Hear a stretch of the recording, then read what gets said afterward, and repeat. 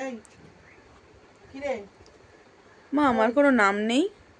জানোয়ারদের কোনো নাম হয় না। আমাকে একটা ঘর থেকে একটা নীল বোতল এনে দে তো, আমার খুব জল তেষ্টা পেয়েছে, আমি কাজ করছি, তাড়াতাড়ি যা। নীল রঙের? হ্যাঁ। আচ্ছা ঠিক আছে, দিচ্ছি, দাঁড়াও। গাইস তোমরাই বলো এখানে কোন বোতলটা নীল, আমি তো বুঝতেই পারছি না।